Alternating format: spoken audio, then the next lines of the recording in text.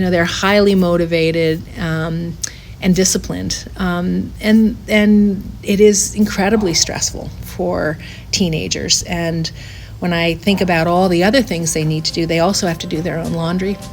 They also have to enroll themselves in races, which means that they are going online with their own credit cards and entering themselves into races. Welcome to Zestful Aging, the podcast where we celebrate aging with vibrance and we defy the stereotypes of what it means to age. I'm your host, Nicole Christina, a psychotherapist of more than 30 years, here to introduce you to my off-the-mainstream guests who will energize and inspire you. My hope is to create optimism about getting older and help you cultivate zest and joy in this season of your life. And I love to hear feedback from you, my listeners. Please drop me a line at zestfulaging@gmail.com. I read every single comment. And to find out more about this podcast, hop on over to zestfulaging.com. Well, how delightful is this? We're on the patio of my next guest because we're having a little sourdough baking lesson at the same time we're having this interview. I do love spreading the fun of sourdough making. Those organisms are alive and well. Today we are talking with Kathy Okoniewski, and she has been involved in U.S. ski racing and training for 45 years. She's been a competitor and developed programming for ski racing youth. We love our dogs. After a long, successful career in sports, Kathy has shifted her focus to becoming an energy medicine practitioner, and her focus is helping people, whether athletes or the general public, discover their full energetic potential. Welcome to the show, Kathy. Thank you. Thank you, and you're welcoming my little dog as well. Yes, we are, and we have had that before, and you know I'm all about the dogs, so that's beautiful. I'm so curious about the ski racing career, and you shared with me off mic that you were, I think you said, the youngest woman, if we say 14 is a woman, on the U.S. ski team. Is that right? Yes, back in the 70s, when I was named to the first team, that beginning where they divide teams into development teams and then A and B teams. So when you first get named, you're named to that development team. And I was 14. I think there was one other young lady that was my age as well. There was quite a strong group of girls, especially coming out of New Hampshire that year, that eventually, later as the season progressed, there were 4 of us, all from the same club, Mount Sunapee. Wow, Mount Sunapee, yay! Yeah, that ended up on that development team, and it was pretty exciting for us, and we were still considered club skiers. We weren't full-time academy athletes at the time. Ski academies were still in their early stages, although the 2 main academies at the time were Green Mountain Valley School, which is up in Waitsfield, Vermont, and the other one is Burke Mountain Academy, which is up in Burke, Vermont. East Burke, Vermont. And we see, we'll watch the Olympics and we'll watch the skiers, the young women, but we don't really know what the day-to-day is like. Yeah. Can you give us a little inside idea? You're 14. What is a day in the life of a U.S. ski team member as a teenager? I mean, how does that day look? Yeah. Well, these days it's not all that common to have athletes that young. I think we've gotten a little smarter about when we're naming athletes and how they can progress in a really positive way. But when an athlete reaches a certain criteria that is published by the ski team, i.e., they've finished at a certain level in important races. They may have a world age class rank, which means they're ranked with everybody their age in the whole world. And that really doesn't happen until after 16. Take an athlete like Michaela Schifrin, who is, incredibly famous. She is, the winningest ski racer in the world, and an amazing human being, not only athlete, but human being, person. She's wonderful. And she was, I think she won her first World Cup when she was 15 going on 16. She was that talented at a young age. And what that looks like is nowadays is that many of these kids at age around 12 or 13, they will have grown up in a small program like the ones right around here in upstate New York or in Vermont, New Hampshire, Colorado, California. There's little ski clubs everywhere, and many of them are very robust. Like the one in Steamboat is incredibly robust. The one at Vail is robust. At Burke, at Green Mountain Valley School, at Sugarbush, very robust clubs. Hundreds of kids training from 6 right on up until 16. And as athletes start to show their skill and their ability, they will often want to train more full-time. When that means it's a full-time, you basically go off to a ski school. They do all their schooling in these special schools, and there are many around the country and some in Europe. And academies, many countries have their own academies, and they will, do sport. They will work on conditioning in the off season. They will touch snow almost every month, which means that when they're done skiing in April, they may take the month of May off, but they may go ski on a glacier somewhere in June and July. You're traveling a lot. Yes, and you're with obviously your peers. Is it fun? Is it stressful? What's the feeling like? It sounds so different than what we think of as a sort of a normal 14-year-old day in, day out kind of stuff. Yes. Tell me a little bit in particular what you're doing together. Are you getting into trouble? Are you sneaking out? Are you taking, naps? Or what does this look like? For the academy athlete nowadays, it's not very common that they're getting into trouble, although teenagers will be teenagers. They are highly structured. They are, they have a sleep structure, they have a conditioning structure, they have an on-snow training structure, they have school structure. They do have other activities and games, and because athletes are athletes, they love to play. When they're not on the ski hill, they'd probably love to just go play volleyball or go play some tennis or go play basketball or go swimming. They love all that. That's what they're good at, and that's what they love. Yep. And their friendship group is all, it's right there with the academy as well. They have roommates. It's kind of like going to a prep school. That's what it sounds like. The main focus is the athletics. And, if they're not on snow training in their lanes or traveling to ski races once the competition season starts, they're, conditioning in the gyms. They're doing their own conditioning as they're traveling. They're highly motivated and disciplined. And it is incredibly stressful for teenagers. And when I think about all the other things they need to do, they also have to do their own laundry.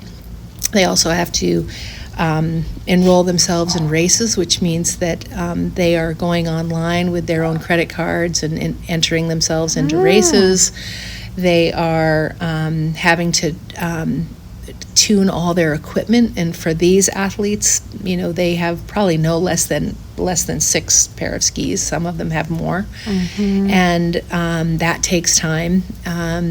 They're, always working on their ski boots and their skis, their setup, so that it's working just right. And when we look at the female athlete in those years of growth from about 12 to about 15, the femur bone in a woman is the fastest growing bone of any bone in anybody's body, male or female. So you can imagine that when you're kind of balanced at 12, when your leg is this long, and then 6 months later, or not even 3 months later, you've grown an inch. That's all happening. Things change. It sets it off. And then there's, menstruation and hormonal stuff. Yes, very tough. And wow, so much we've learned about what happens to the female athlete during their time of cycle is that when the body lets go, it actually starts to relax all ligaments. So being in a sport of ski racing where we need, especially in our lower limbs, we need to have our knees and ankles and hips, the structure of the ligaments holding those bones together. What they've discovered is that oftentimes when athletes have the dreaded ACL tear, which is a very common injury for ski racing women athletes, it's during the time of menstruation. Oh, how interesting. So now national teams, when we have athletes that are actually traveling to the World Cup races, the Olympics, they're very, very careful around training and racing during those cycling times for the athletes. They're very, very careful. That's fascinating.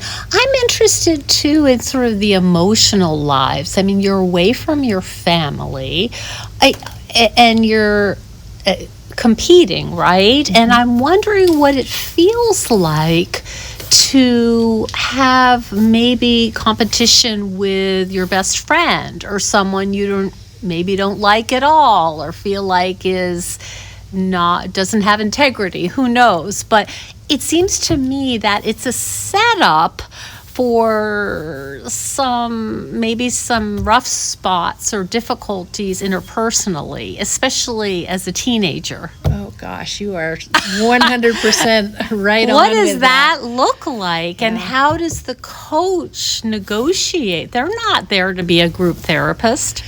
Yes, but you are. You definitely are. I think some coaches will engage more than others, but you're spot on about that. I mean, that's just human nature. Yes. We could be in a regular high school, or we could be in a van traveling to Sugarloaf for the next week with everybody at school, and we're not getting along, or we're perceiving that the girl that won in the race yesterday is getting more attention than I'm getting, or I have not had a finish. I haven't been able to get to the finish line in 4 races, and I feel really crappy about myself.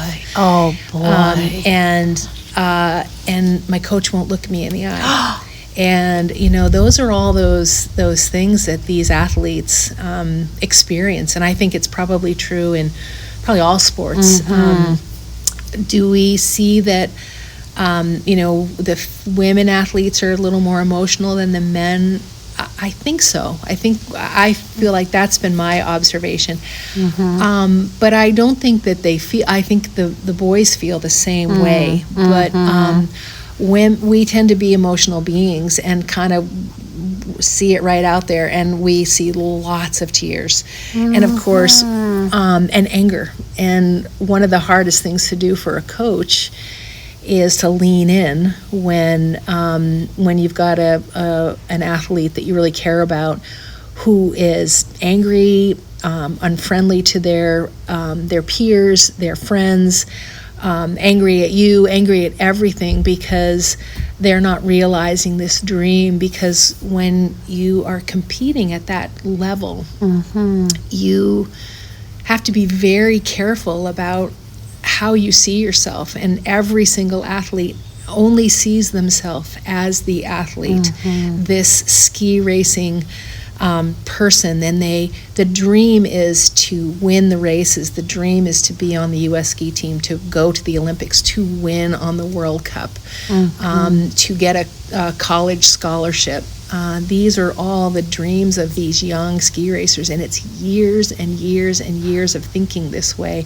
And they forget, which is easy to do when the grind is all about getting in the start and getting to the finish and getting on the front page of the results, as we say. And they forget that you're right, they're a daughter, they're a sister, they're a grandchild, they're a student, they may be a violinist, they may also be a talented other sport player, they're a friend, they're all these other things. And it's really important that coaches really do take on that of thinking like a therapist, not being a therapist, but thinking more like that, like, wow, maybe it's time to help these young ladies, to remind them that you're more than just the results, especially when you see athletes coming to the end of their career, these kids that get to their senior year and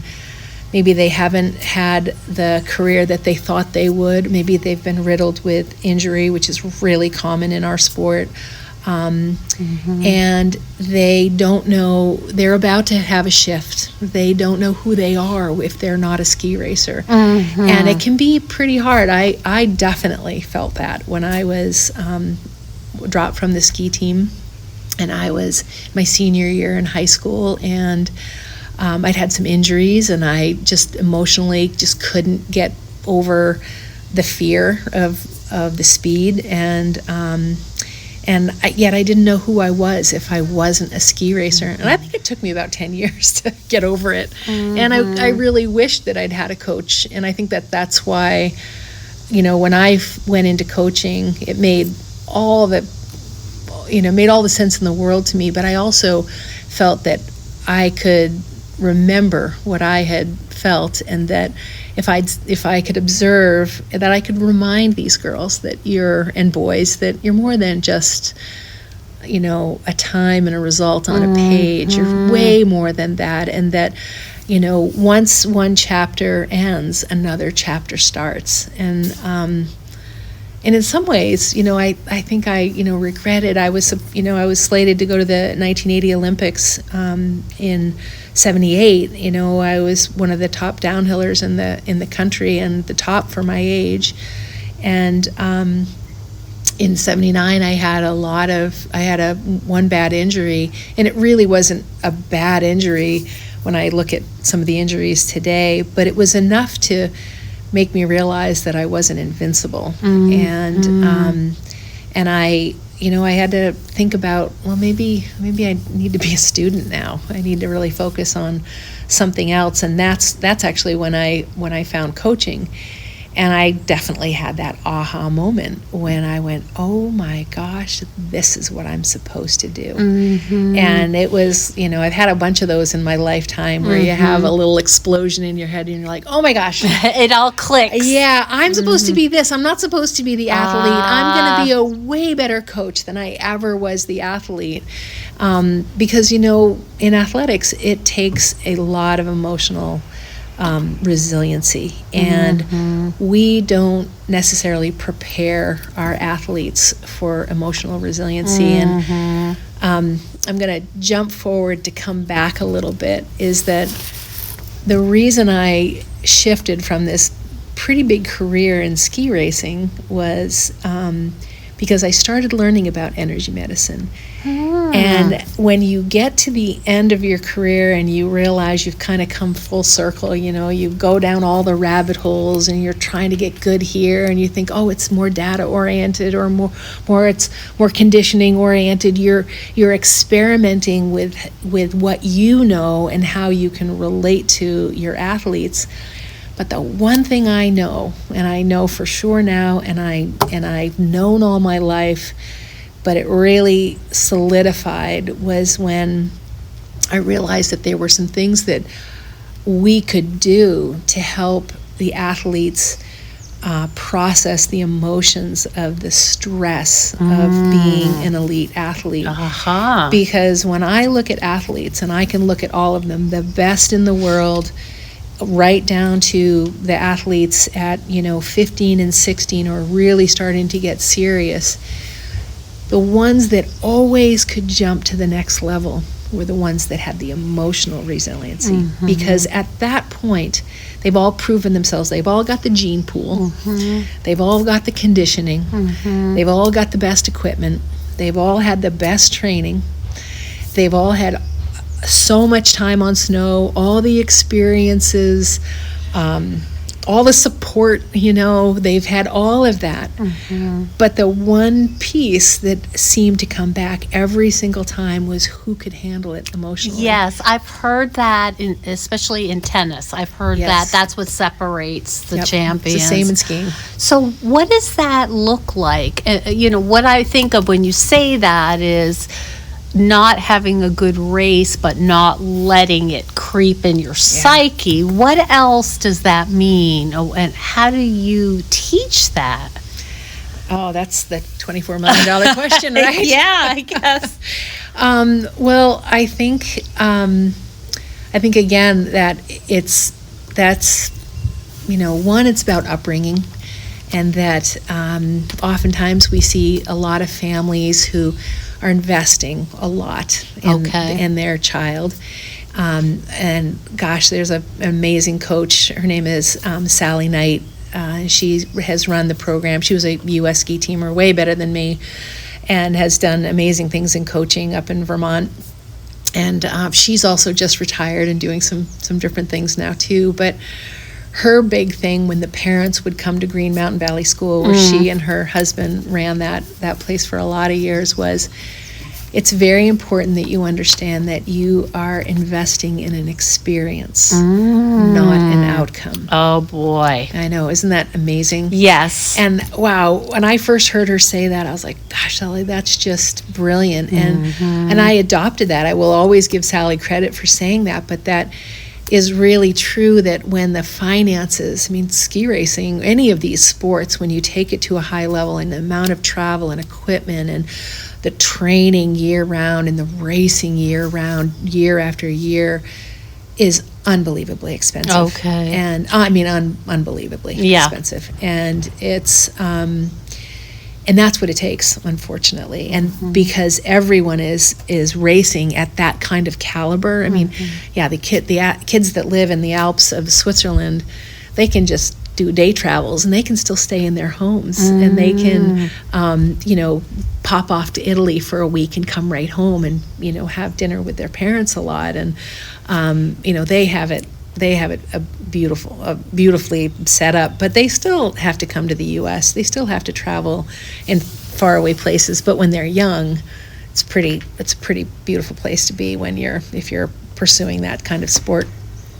I think with the parents, if they, just understanding that the investment piece can't be about the outcome piece. So it's not transactional, right? It's not I'm putting this much money in and I'm looking for results. Kids cannot help but feel that pressure. It must be. Yeah. And then the pressure that, they put on themselves to, hit those markers in conditioning, be the athlete that, has these high level of conditioning testing markers. And then going out there and being able to achieve that, under 30 NORAM result, or, which might get you a Europa Cup start or a World Cup start or something like that. It's all a ladder system.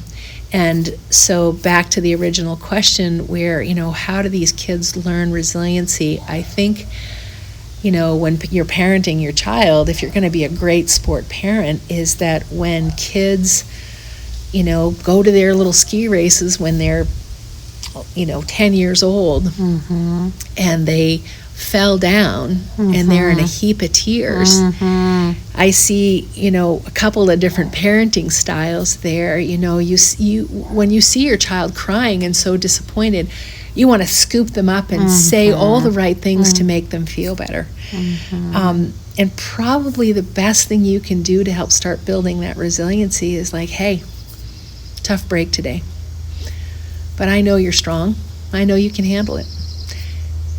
If you want to talk about it, when you want to talk about it, I'll be in the lodge and we can get a hot chocolate. And I'll see you later when you're ready. And in that way, children then have the space to feel discouraged, but also you've also keyword said, I know you're strong.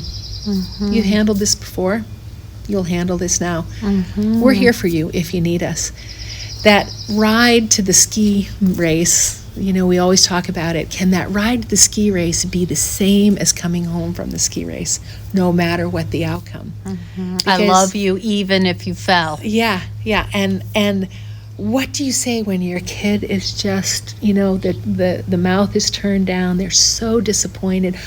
They didn't score today, therefore they're not going on to the next races with all their friends. Oh, goodness. Brutal. What do you say to them?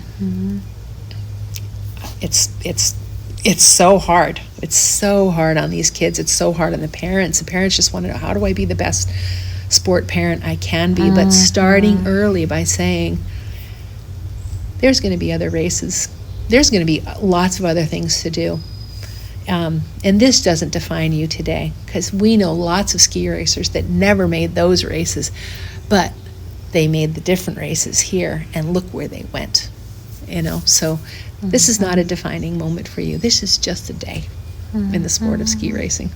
And the sooner you get that started, the more a child can adopt that.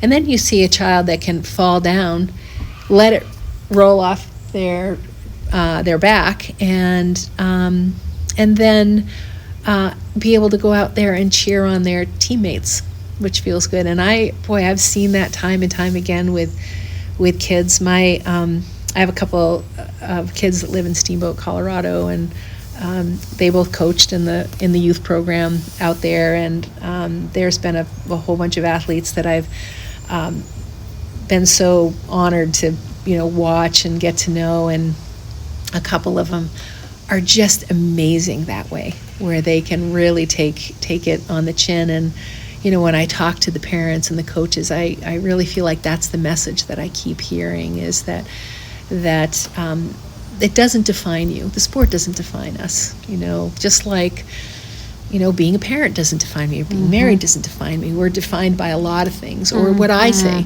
defines me, you know. And so I think that's a lot to ask for a 14-year-old, right, whose brain isn't even near developed. Yep.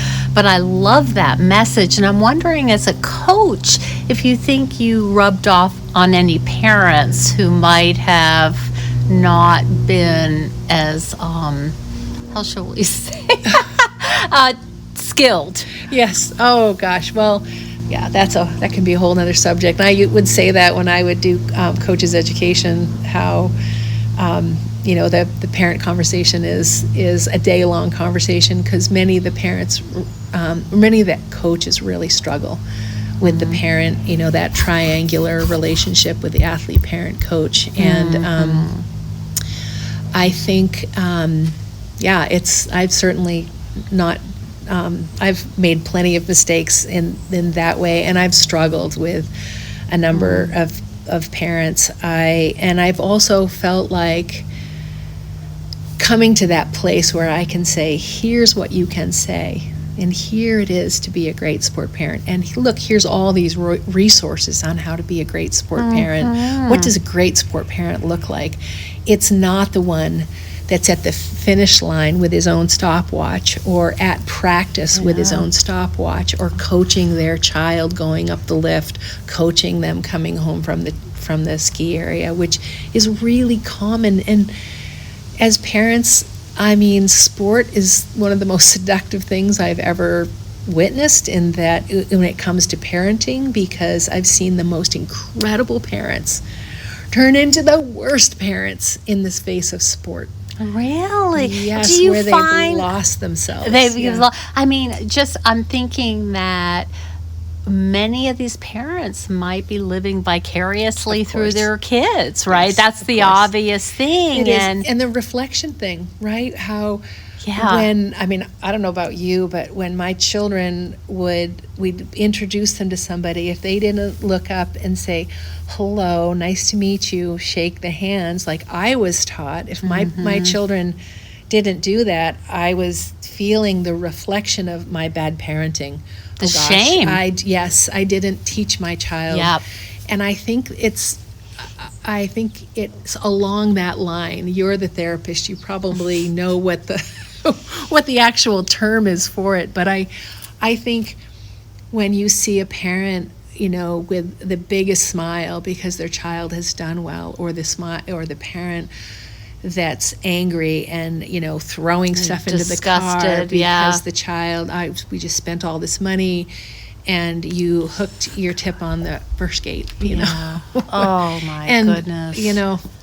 That's why it's so great to get those parents in the sport and going and doing it themselves, get them in the starting gate so that they can actually, most of those parents out there are skiers, and I think it should be required of every ski club out there to have a parent weekend where parents have to learn how to be a ski racer and put the clock on them and have them strip down into those little tiny suits and have them, look at their times and compare their times with the other parents and see, come from a place of like, wow, that doesn't feel really good.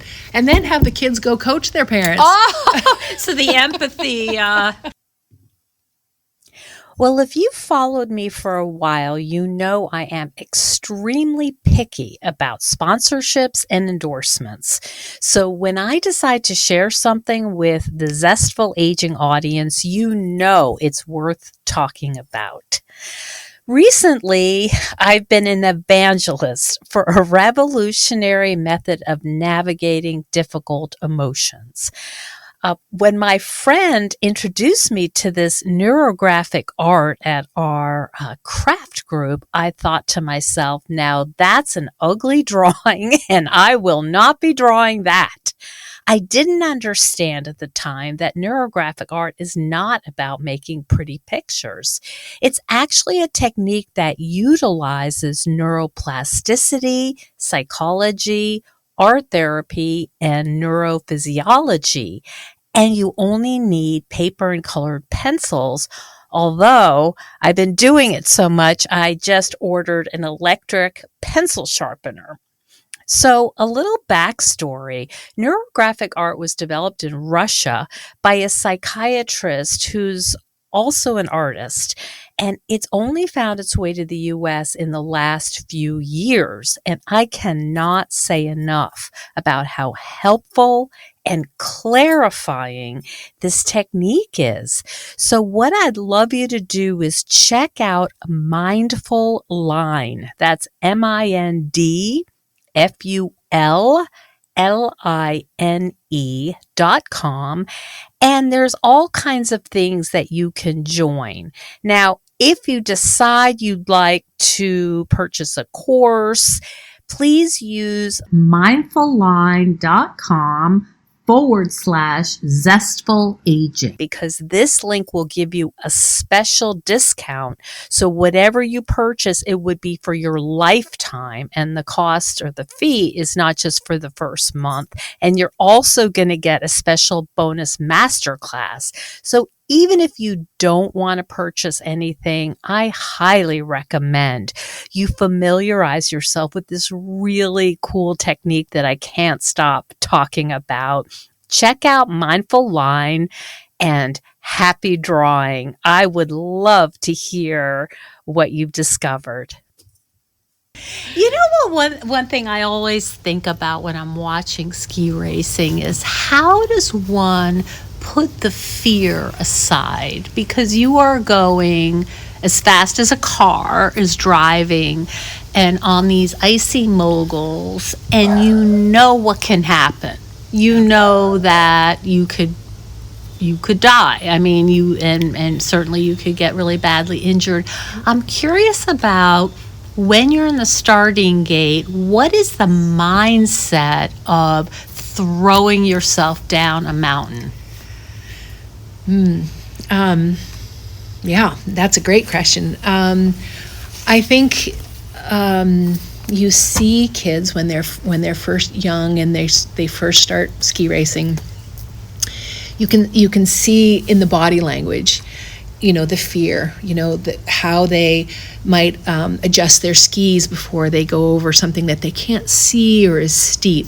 As the athlete trains, they become just more and more innately connected to their bodies, connected to being comfortable at speed, comfortable with their skill set, comfortable with their equipment. They have full trust. They really have full trust in their body, in their equipment, in their coaches. They're receiving course reports. They know that on any given day, 25 people at the ski race or more could win. Who is it that day that's going to have all the pieces, the recipe that gets put together and come out on top? And as we know, ski races are won by hundreds of seconds, and some of these courses are 3 minutes long. That's less than a blink of an eye, and it's mind-blowing when you think of it like that. We would sometimes take athletes to the bottom of the course and say, in this race today, I want you to stand here, you to stand here, you to stand here, and you to stand on the finish line. From you to you, that is a tenth of a second. From you to you, that's a tenth of a second. From you to you, that's a tenth of a second. We know that if you're 4/10 of a second out, you could be in 10th place or beyond, depending on how well everybody is skiing, or just the day that happens to be. 4/10 of a second, and it's this much space. So athletes start looking for where they can be faster. Start looking where they can be less off their edges and more gliding, where they can make more speed in the fall line, where they can release the edge earlier, where they can have better aerodynamics. They start to think like that instead of, oh my God, the course is so rough on the roundhouse turn down there, and a whole bunch of people have gone in the fence, and I'm afraid. So the fear, is it something to manage, or is it you're sort of evolving out of a fearful state to, I'm going to attack this thing? Yeah, I think you learn to get to that place of where you're attacking, and the more you do it, the more that becomes the habit versus, oh my gosh, I don't think that there's anybody that really gets in the start at a World Cup level and says, I'm afraid and I don't want to step on the gas. Like, what was I thinking? Yeah. Although there have been many stories from World Cup coaches where an athlete will come to them and say, I'm not feeling it today. For some reason, I'm feeling fearful. And the coach will say, oh, come on, you got this. Buck it up. You've got this. Stay on this line. You've got the strength. You can do it. And the day ends up being disastrous, or worse, where they have a fall and they're injured. And that goes to say that mindset, the mindset, the resiliency around that mindset. Again, we use the word resiliency. There's lots of ways to look at it. When you're training your mind to stay in the attack mode, you are much quicker, your optic nerve is much faster, your all your connective tissue, which is an electrical highway in your system, is on, in a place where you're feeding off the adrenaline, and you're just able to handle things, where if you're in a fearful state, it's almost like you're dehydrated. When you're dehydrated, we're much more sluggish because everything in our body just slows down. We can't, we're just not. The connections aren't as smooth. The energy is not flowing. So, I think learning how to, you take those baby steps. We talked a little bit about confidence and earlier about how when we're training, we train slow. We don't. We don't put little ones on super steep, icy mountains to race, because we don't ever get a charge out of them. What we do is we get defensive skiing. And then, and that is, once you start that defensive skiing, that can become the habit. If you keep a kid on nice, gentle terrain where they want to put their noses out in front of it, and they are charging on great snow, and then as the skills develop, they are able to do it a little harder, get a little bit icier, handle more steeps or more terrain or longer courses, and that's how we train it up. smart. Yeah. What else with the mindset? Because I think that probably really transfers to living in a zestful way, which is what we're talking about. But what else do you believe about mindset, and what have you seen in your experience with being a coach with these elite athletes? How do you help them with that? Wow, I wish I could figure that all out. I do know this, that it's a big recipe to help an athlete attain a big goal. And then the coaches, from my perspective, I'm a woman out there. I was felt like I was the only woman for a long time. It's not true. There were some, a couple handfuls of us in our young days. Now there's lots of women coaches, and they're tremendous and amazing, and it's so exciting to see them out there. But women coaches can coach differently than men. There are some women that can really be hard and tough out there. Women tend to be a little softer. We tend to see more women coaches with younger athletes who are, nurturing is something that comes out. And for me, I have just always been a very nurturing athlete, nurturing coach. I think part of it was because that's what I wanted as an athlete. I wanted to be seen. I wanted to be understood. I wanted to be, I wanted to have the information. I wanted to feel like I was liked out there. Sometimes when you're an athlete, you're very self-centered and very, it's all about you. You're trying to do a lot. It is all about you. And so athletes often get the rap of being really self-absorbed, self-centered, unfriendly, competitive. They can be all those things, and in some ways they have to be that way because they are trying to do something that is so difficult and so demanding. And so even when it's hard to lean in with some of those athletes, the kindest thing you can do is to see them and be kind and friendly to them. And you'll find that when you do, and one of the things that I felt that I was successful at is that I could reach a lot of kids, boys and girls, because I think they felt like I was a safe haven. They knew that I knew what I was talking about, and that I was good at my job. But I think they also felt like I really cared about them, and that I liked them. And unless I really had to, put the hammer down because, kids were just being disrespectful to others or to the public or something like that. And that was really pretty much, or to coaches, that was pretty much the only time that I would speak directly, in a more, I wouldn't say unfriendly, but just a more direct way, direct for me. It was really well taken. And they ended up doing this very interesting study with the U.S. ski team with the athletes, where they asked, the athletes, what do you want? What do you want from coaches? And it turned out that the first thing athletes want is they want to know coaches care about them.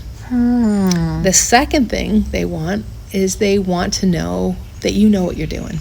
They want to have a belief in you, that if you say, you can go straight off this jump, everybody's going wide here and they're losing tenths of seconds here, but you have the ability to go straight off here, land here, and move there, and that will be faster, that they believe you. So they can trust you. Yes, they can trust you.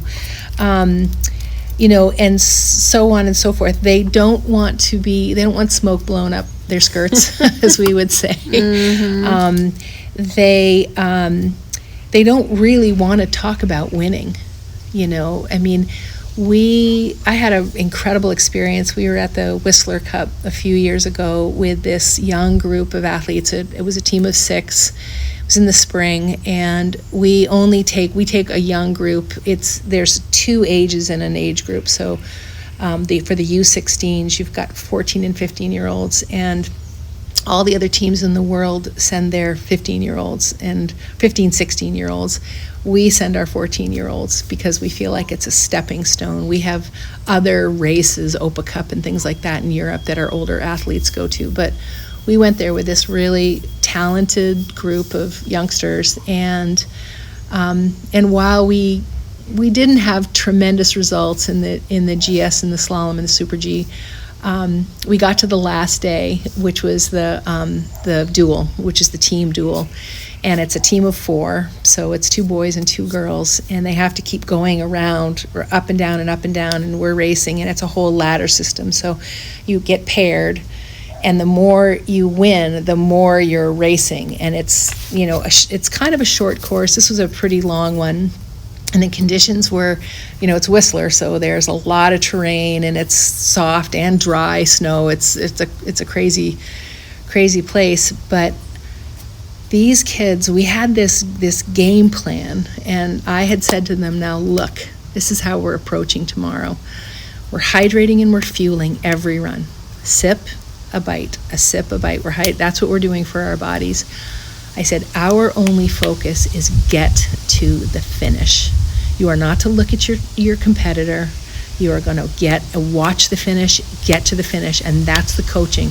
We're not going to talk about a roll, a bump, a rut, nothing. Focus to the finish, focus to the finish, focus to the finish. They got it all the way till they were up against Switzerland, who had won everything. The whole weekend. Swiss just crushed it. And there we were, aged a whole year younger. And one of the little girls, Dasha, her folks actually are Russian, she's American, and she had this look, she had this very worried look. She turned around and looked at me, and I said, Dasha, you focus to the finish. You've already beaten her. You've already beaten her. And she gets in the start, and sure enough, that was the last run, and she beat her by like 3/100ths of a second, and we went home with the gold. Oh my and gosh. it was the first time that we had ever won a gold at that event, and in a team event. And it was, and the coaches that were there with me that particular event, they still, when I bump into them and see them around, they're still like, we just couldn't, that strategy and what you were saying to the kids, like, we use it all the time now. We use that. Tell me about that. So is that intention? Is it mindfulness? What is that for a mindset? Like, you're not going to be distracted. Yes, well, that is the distraction. Okay. is the word. When you think of tennis, you're a tennis player. When we think of skiing, it's very rare for an athlete to make a whole run without 10 mistakes. But the one that gets to the finish with the least amount of mistakes, or recovering from a mistake, is kind of how ski racing goes. Maybe there's a perfect run, but hardly ever. I see. So, and what we've learned as coaches is that it's a moment of distraction where mistakes get made. It's not because of the rut. It's not because of the roll. It's sometimes it's because we took a line and the backside of it with too much speed pushed us off line, and that's considered a mistake. But it's generally a split second of distraction, and we can't figure out why is it that some people can sit in meditation for 12 hours and I can't sit for 12 minutes. but that's a mind training. So Mind training. So are Yeah. you teaching them to come back to be in their Yes. body? Yes. And not in their head? Yes. Okay. Exactly. So because Feeling most your of the time, skis? nobody's thinking, okay, edge here, I pressure see. here. Okay. They are really just in their whole body when you get to that level. When you're learning, you're thinking, and we use things that's called external cues, so that we don't say, push down on your big toe, right? Because, if I push down on my big toe, I'm going to put my ski on edge. Yes, that's right. Yeah. But if the brain has to say that, it takes a longer time for it to process in my body to push it down. But what I could say is rock the tip, because it's outside of my body. And there is the external cue that you give an athlete, rock the tip. It goes faster or face the panel. You're not using a body part. Anytime you use a body part, we use body parts when we're learning things, but when we're coaching in the actual race or in the actual course, we give external cues. Because the mind can go faster. But in terms of back to distraction, there's this fabulous development coach, I think the best youth development coach in the world, all over the country, a guy named Fred Turton, and he's from New Hampshire also. And he does this incredible thing with his athletes, and he's developed so many U.S. ski team athletes, and he works at the youngest levels.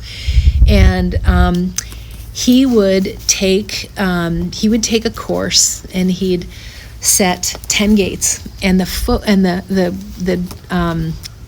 task in that 10 gates was to stay focused just for 10 gates, and until for 10 gates it's perfect, boom, boom, boom, boom, perfect, no getting out of balance, no edging mistakes, no inside ski, no missed pull plant, all the things that we're looking for, perfect. Then he'd add an 11th and then a 12th, and his only task is focus.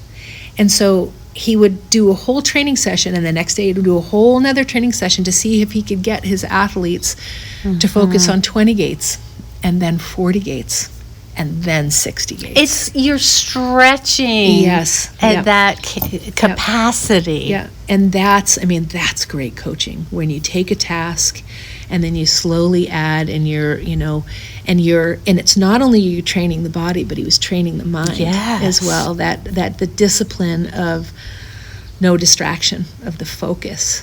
Yeah. Is it no distraction, or when I start getting distracted, I can pull myself back? Maybe. To stay in the zone. Yeah, maybe. I don't know. But because I don't know. I imagine. I think about, there's crowds, there's cowbells, there's all kinds of stuff. Yep. Most of the time, ski racers they can't hear you cheering. They can hear you cheering at the start, and they can hear you cheering, but most of the time they're right. They're in the zone. In the zone. Yeah. That sounds really. It just sounds fascinating.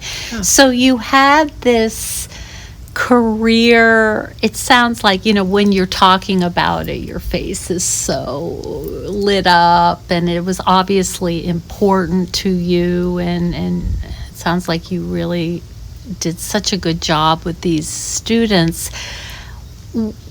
How, in your own life, how did you know what the next step might be? Gosh, that was so hard. Just like the athlete that can see themselves only as the athlete. The coach also can see themselves only as a coach. And it sounds like it's a culture of its own. It is. And all your friends are there. All your thoughts are there. When you work in a really high pressure job like that, with a lot of demands and a lot of expectations on you, and a lot of people counting on you, you are always in tomorrow, next week, next month, next year, 2 years, 3 years down. You've always got a thought of, I used to say, I always have a toe, an elbow, and an eyelash in next week, because even though I'm doing this week, I'm doing You're I'm always preparing. Always. Yes. And while it's fabulous at being good at being a multitasker, it's not fabulous at being here now, and being, in the moment. And, you can miss great things when you're not in the moment. You can miss the observation of a youngster that has a headache at dinner. And normally, if you're here now, you can see that athlete is not feeling well, and you can go over and say, hey, what's going on? Not feeling well. Let's go take your temperature. Let's go find out what's going on. Those are the little things that matter. Or you can see a rift between two best friends, and then you're like, you two, we're going to go have a meeting. We're going to sit down. All right, let's get this done. Let's get this over with and done. We got things to do. We got better things to do than be feeling mad at each other. Let's get it out. Let's talk about it. So I think that you get a little addicted to that after a while. And so, and also the big thing is I just loved it so much. I loved those kids. I loved the staff that I worked with, all the coaches. I loved the parents. I just loved it. Everything about it. I loved that being outside. My office was really outside in most beautiful days. places. Yeah, beautiful places. And I think about you're all really pulling for the same thing. Yeah. That is what a bonding experience. Yeah, that's so true. It was really You're a team. Really great. Yep. But I think, as I was getting older, I've used my knees well. I've used them right up, and I was starting to have a lot of pain in my knees. And right before COVID hit, I had a little 4-day break at Christmas and was out west skiing with my husband and my kids. And I was just pushing it a little too hard, and I felt something go in my knee, and then it was really painful. I had a little what's called a bucket tear in the meniscus, and I'd been, I've had some. I didn't have an ACL in one knee for all my career. I just developed great muscle, and I was blessed with an incredibly strong physique. I have a great big frame, huge bones, and I could, muscle just hung beautifully on them, and I was really lucky. And while I wished I could be a size 8, I've never been a size 8. And now I'm like, I don't care that I'm not a size 8, but because my body has really taken such beautiful care of me. But my knees were starting to get sore, and so I went to see an orthopedic, and I had some cortisone shots and all that, and they were like, yeah, you need a knee replacement. So then COVID hit, and then at this point I was sort of thinking, gosh, this job is so stressful, really stressful. I'm never home. I was traveling all the time. And did you have kids at this point? No, all 4 kids had, were off and out of college and living on their own and working and doing their own things. And my husband was saying, I think I need a dog. I'm really lonely. So we got dogs, and my husband's a fabulous skier and coach himself, and he would come and spend some projects with me, and was incredibly helpful. I loved having him there because he was really good at what he does, but he couldn't always do that. And so I was starting to think, should I retire? Like, I should retire. Like, gosh, how much longer will my knees, hang out, and I must say, I was just the pressure and the stress of so much organization, and it's my nature to do more than most people. It is really my nature. I like to achieve, and I wanted to be the best at what I did out there. I wanted to be the best skier, and then I wanted to be the best coach, and then I wanted to be the best youth development person, and I don't know, I think that just comes from my family upbringing, and I'm not going to apologize for it because I have achieved a lot, and I feel really good about, trying to achieve in life. So I didn't know how to give that up. But cut to the chase, I ended up having a knee replacement, and it didn't go as planned. I thought I'd get, right back on. All my peers out there like, oh yeah, Kathy, you'll be back on snow in 5 months, no problem. That was just not the case. Was the rehab tough, or what? The rehab, oh my gosh, the rehab was really tough. I've heard that. Was in a lot of pain for a long time, and I'm not a painkiller taker. I took the prerequisite, after the surgery, but the pain was so terrible that I didn't sleep for about 15 weeks. Oof. And nobody could figure out what was going on. And then finally they tried they thought, well, maybe it's nerve damage. And sure enough, it was. I'd been under the tourniquet for a long time. They had I don't know, there was just a bunch of things. And for whatever reason, it was a lot of nerve damage. And so nerve damage is, basically kind of goes a little haywire in your system. And it, like fibromyalgia is like a nerve thing, and it's quite painful. So until I could figure out how to get in the tub, get myself so I could get in the tub, the warm water could alleviate some of that pain. But I just wasn't, I wasn't sleeping for more than an hour at a time. Gosh. And I was a wreck. I'm just trying to imagine. So are we in COVID now?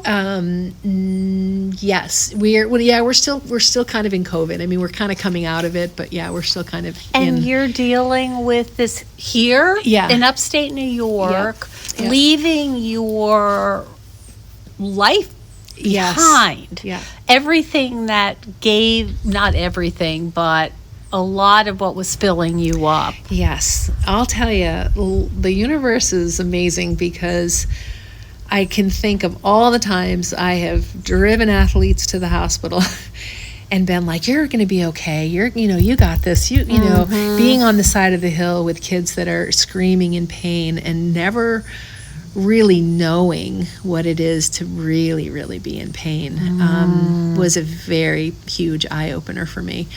That being said, my wonderful sister-in-law, who is an energy medicine practitioner in Boston, we were going to travel. It was summertime, like June, and we were going to travel to go see our daughter. And it was the first time I'd kind of left, and she said, oh, she said, I'd love to see you, maybe I could help with the knee. And at this point, I'm sort of overturning everything. I'm going to acupuncturist, I'm going to, acupressurist, I'm trying everything to try to get things to release. My kneecap was kind of being pulled sideways, and it's just all kinds of crazy things. So I ended up going, and she took one look at me and said, oh, good Lord. Let's, and she looked at my brother and said, go feed the rest of them lunch. She needs to get right in on the table. And she did a session for about an hour and a half on me. And I felt so much relief. And then that night we slept on a very hard futon at my daughter's house.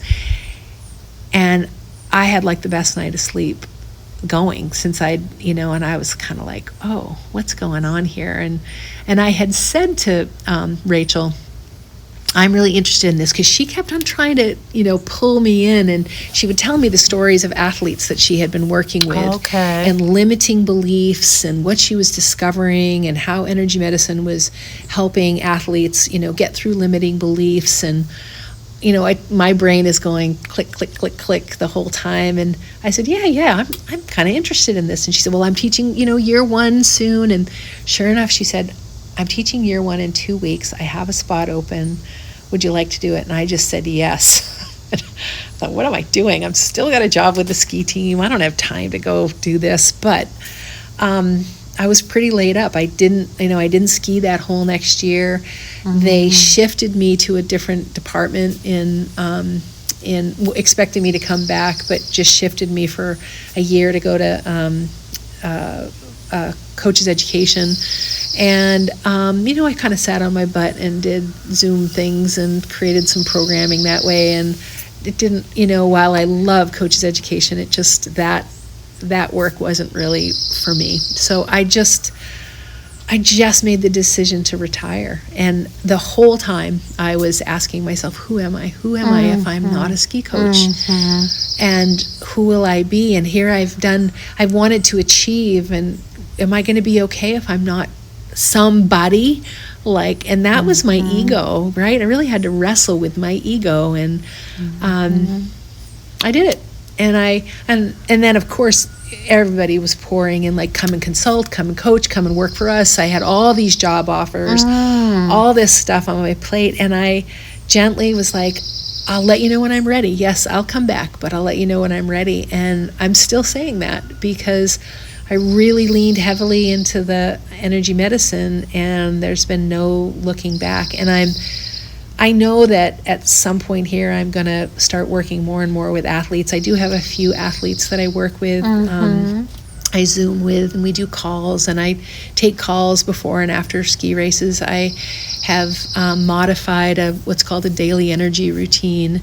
That's I study energy medicine, Donna Eden's energy medicine platform, and she's amazing in she's got best-selling books out there, and an incredible teaching program where they can take you through 4 years of certification. And I feel like a kid again.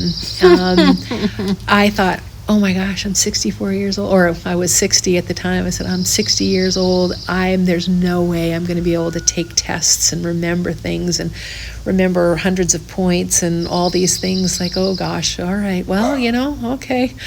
Just don't beat up on yourself. Just go. And the curiosity really just took me there. And I still get invited to come back and coach, and I love to talk about it, obviously. And I love thinking about it, and I'm so grateful for that whole experience. But now I'm doing this other thing that now I feel like, oh my gosh, I don't have enough years left in my life to learn everything there is to learn. And how it is when one door opens and another door opens and then another door opens, and you asked me, oh, do you know this person? I'm like, no, but who are they? No, who are they? And that's really how it's been. And Kathy, thank you so much for talking with me today, and my pleasure. It's been really fun to hear your story, and I wish you so much luck. And we have a little bit more to do on our sourdough. Yes, we're going to stretch and fold. By the way, everyone listening, you haven't tasted sourdough until you have tasted this woman's sourdough. I'm sort of lukewarm about it, and she brought it to a dinner party last week, and I don't even eat bread anymore, and I tasted that and was like, oh no. Oh no, now I'm going to go back to eating bread again, because it was so amazing. Thank you. Thank you so much for joining us on Zestful Aging. If you like the podcast, please share it with some of your friends. Our theme song is All I Did Was Wait for You by Kjartan Abel. Visit Kjartan-Abel, that's KJARTAN-Abel, ABEL.com, to hear more of Kjartan's work. And our technical director is Stephen Litweiler. And stay tuned next week for another interview with a fascinating and inspiring guest. See you then.